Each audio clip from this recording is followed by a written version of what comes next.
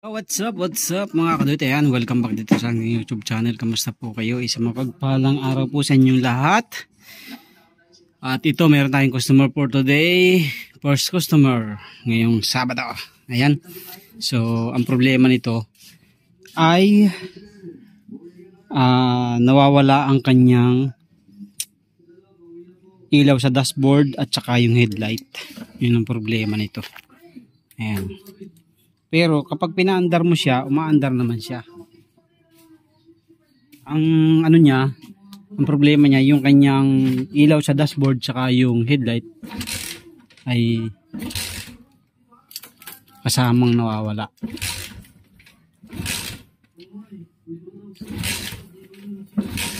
Ba? Yun. Ayan o, may voltmeter din siya. Ayan o. So ang problema niya, nawawala yung ilaw sa dashboard.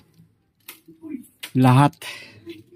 So dati, anong problema lang kapag lumiliko, nawawala. So ngayon, tuluyan ang nawala. So maaari, ang problema niyan ay naputol ang wire. So ito yung pinaka-exciting sa lahat ng mga gawa. Yung maghahanap ka ng problema. Yung hindi mo pa alam kung nasaan ang problema. At ayan sinasabi ng ibang nagpapa-wiring na, boss, magpapa-check ako ng wiring. Madali lang naman. Pero sa totoong buhay, ito ang pinakamahirap talagang gawin, wiring. Yan. So, umpisa na natin. Ating hanapin na kung nasaan ang problema.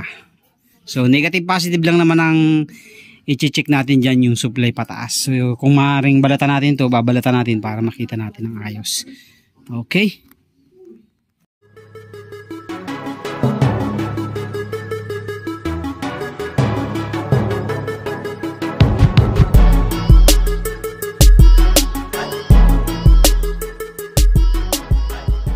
Dito natin i-check muna sa kanyang susi kasi ito yung pinaka-importante dyan.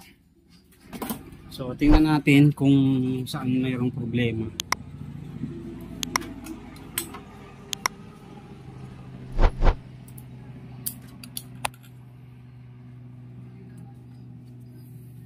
So natin ang susi. So ang kanyang susi ay 4. Ayan, etong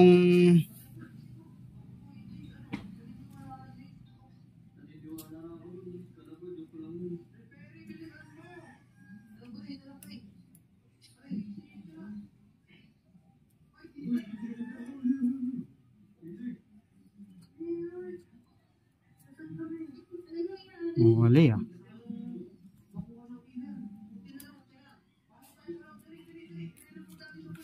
Check muna natin kung may gana tong ating test light. So check muna natin yung battery. Wala kasing supply dun.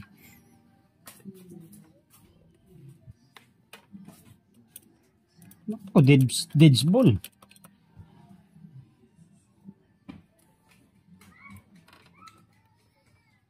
Dead bat.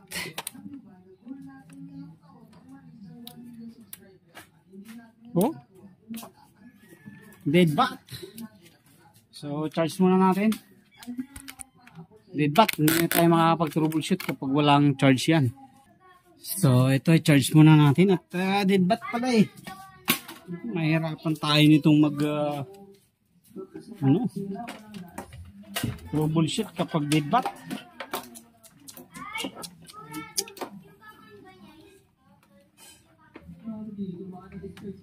So kailangan nating ma-charge.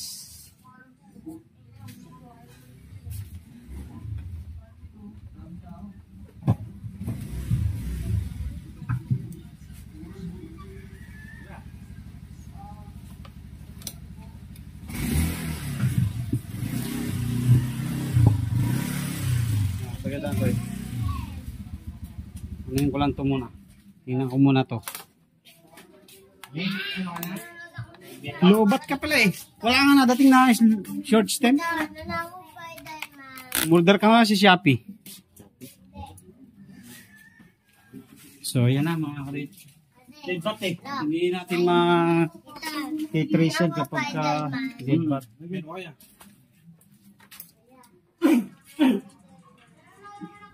Ayan, meron na.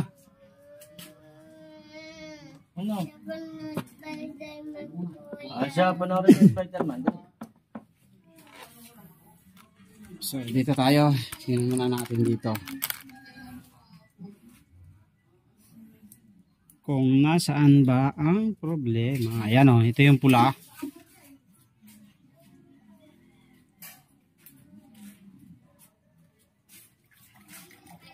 Susi. Susian mo. Nandun. Susi ba? Wala? Kailaw ba?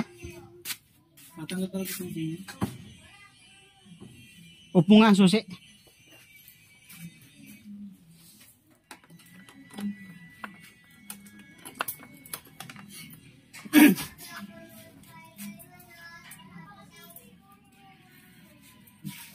Gayon mo. On susi.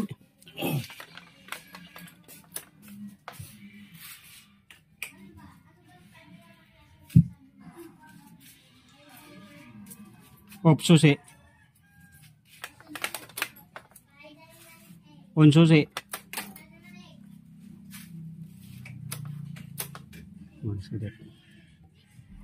So ito mga kaduit yung supply niya.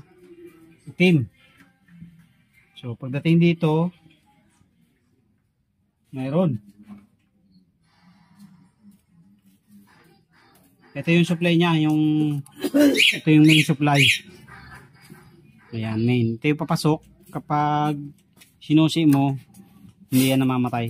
So itong itim, ito ang kapag sinusi, namamatay. Ayan. So ito na yung ating hahanapin kung bakit nawawala. So okay ang susian niya. So ito, dito tayo maghahanap. Ilaw sa dashboard niya ay ito yun eh.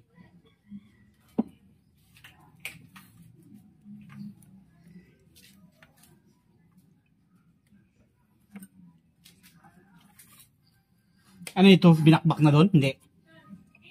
Tinanggal na yung ano yun eh. Hindi nila makita. Alin ang tinanggal? Yung cover na ito. Ito bagong ano na to? Bagong lagay na to? Ano yun eh? Electrical tape. Kaya nga, dilaw. Hindi nila makita yung ano. Ito talaga mahirap eh. Hindi kasi talaga basta-basta ang wiring eh. Lalo pa ganyang naglulos na ganyan. Yung matindi yan. Kaya tiyagaan talaga ang wiring. Pagtutroubleshoot.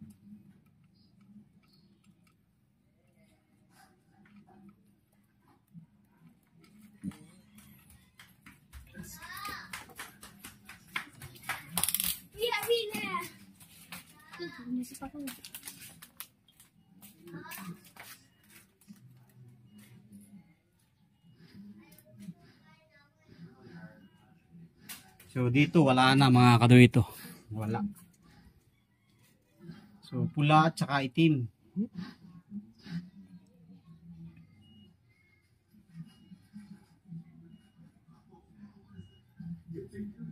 So dito wala.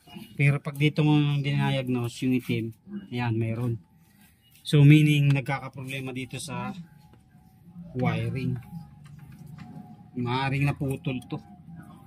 So kaya ito talaga ay babalatan.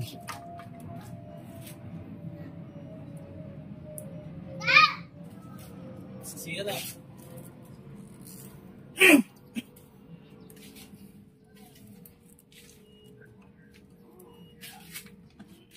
Balatan natin. Sige, no choice tayo. Hindi natin bilatan. Hindi magkakaroon ng supply.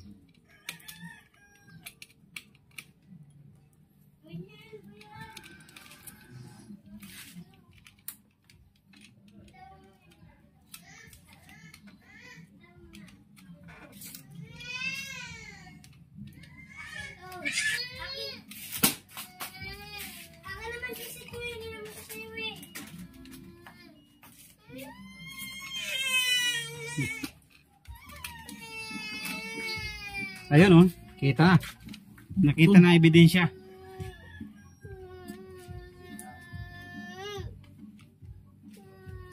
Nakita na agad ang ebidensya mga kaduit. So, yan lang yung problema niya. So, ayan na mga kaduit. Nakuha na natin ang problema niya. Dudugtungan lang natin para mas maganda. Itim na rin lang idugtong. Napakanipis kasi ng wire eh. Grabing nipis. Minsan kasi talaga, hindi agad nakikita kapag hindi mo talaga tinutukan.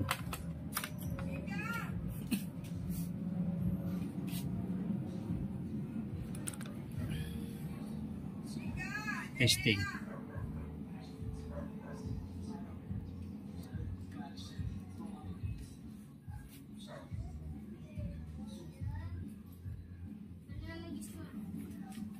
Okay, so yun na. Ilagyan natin yung supply ng yung itim. Subukan niya natin kung talagang madadali natin. Aray, yan na nga. Okay, tapos na problema mo. Ayan na. Ayan o, meron na. Primera. Ayan na yung gulong.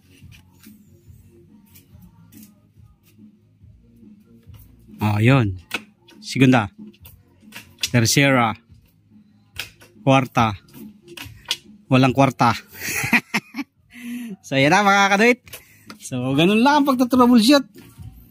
Hanapin mo dyan either negative or positive. Kasi minsan may supply ng positive, wala naman supply ng negative. Minsan naman may positive, wala naman supply ng negative. At ang importante ay may charge dapat ang battery once na magto-troubleshoot tayo. Kasi hindi natin talaga yan mahanap kapag walang charge. Kasi ano yan eh, yan yung magsusupply ng kuryente. Okay, so fix na natin. Yan na, i-fix na natin mga kaduit. Tapos na tayo dyan. Ito.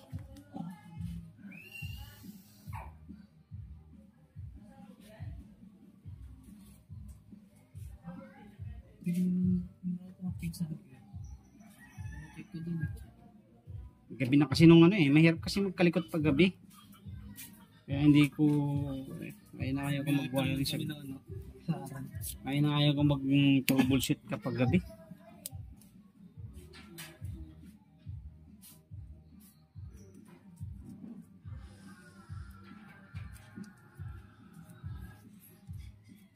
Buksan mo yun clearings. Kanan. Para tingnan natin yung rectifier. Nalulubat na kasi.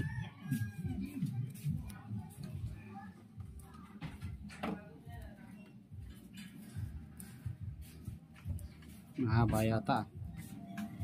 Adjust natin, adjust. Sakto lang natin para hindi siya mahaba.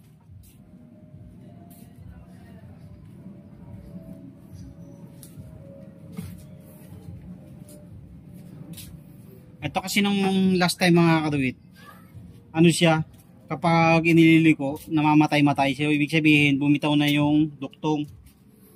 Bumitaw na siya. Katulad ng pagbitaw ng ex mo sa'yo dati. What? Ayan, bumibitaw siya kapag inililiko. So, ngayon, siyempre kakaliko, natuluyan ng nakaltas. Kaya, nawala na ng tuluyan. Naglaho na ng tuluyan ang dashboard power niya. Katulad ng pag-iwan niya sa'yo dati. Oh no! So, fix na rin. Get 1,000 na. Pabiling ulam man na. Sige na. Galing panalo na naman si Price eh. Nalo? Hintay mo. 2.8 na ulit. Kaya kami dito niya lang 3,000. Tapos yun, 2.8 na ulit. Nakadelay siya na naman pang ulam. Nung nakadelay siya na pambigas eh. Ay, pang ulam na lang. Pasama mo na ba? Sa libo lang. Sige. Mabibilan lang namin ulam. Sige na, abay na. Magkapagawa na ako ng motor. Sige lang.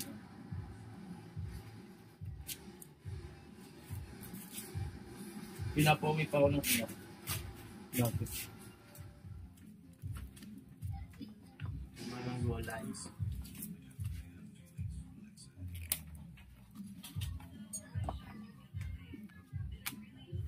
Saan? Okay, so yan na mga kadit, tapos na tayo. Papakabit na lang natin sa mayari yung ano niyan, flarings yan ang magkabit. Kasi may gagawin tayo, Honda Beat. Ayan. So papalitan pa pala natin to ng rectifier kasi nalulubat na siya eh. Oops. Okay. Ayan o.